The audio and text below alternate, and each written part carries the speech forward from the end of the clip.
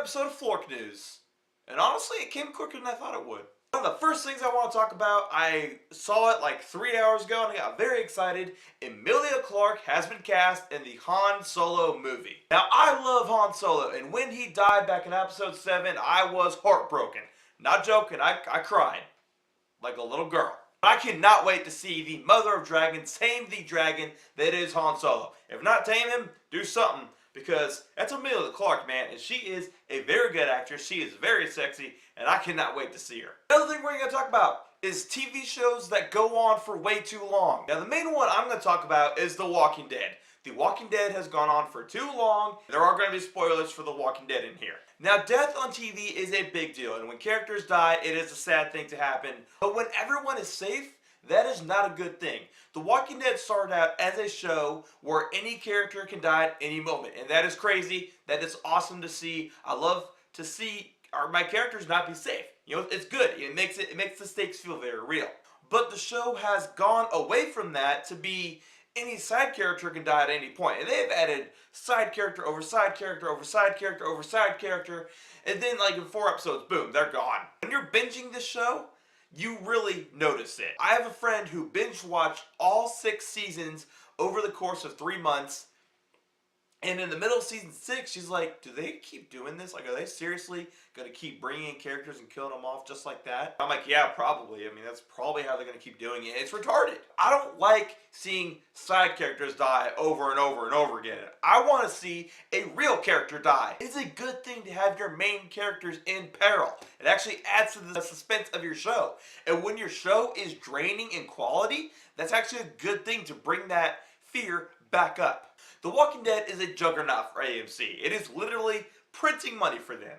And they have made this show so safe that it's just baffling. Now, I know you're going to bring up the point in season 7, the very beginning of it, where they killed off Abraham and Glenn.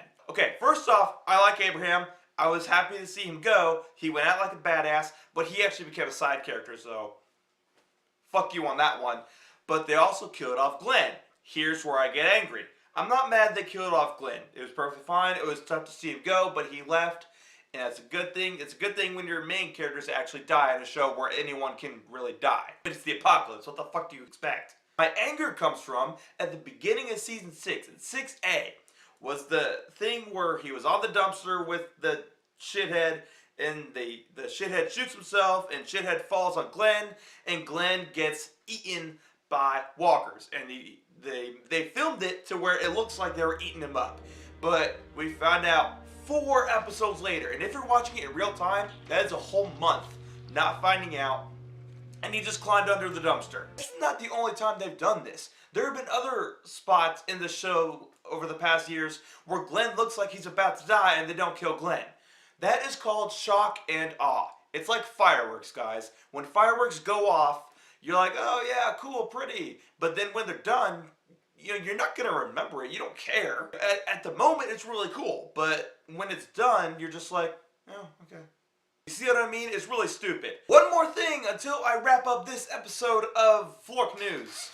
We are going to talk about DLCs. And that is downloadable content for video games. So DLCs for me are a really stupid thing. Like, if you want to tack on a weapon or some sort of shit like that, a little skin or whatever, that's fine. You know, there's nothing wrong with that. Metal Gear Solid 2, I remember, had that. But my problem with it is the shit that EA does. It actually goes back to Star Wars Battlefront. What Star Wars Battlefront did is they released their $60 game initially. It's a good price for a game. It's what I expected a game to be priced at.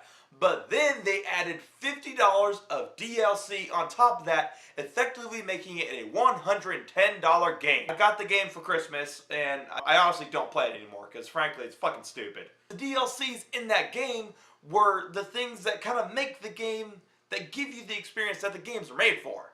That's what companies are doing nowadays. And also, there are people out there who don't know a gaming world where you're not nickel and dimed after getting your game. I come from a time where that shit exists. I can remember buying a game and getting the whole experience of the game right when I got it, on day 1. The game wasn't broken beyond repair when I got it.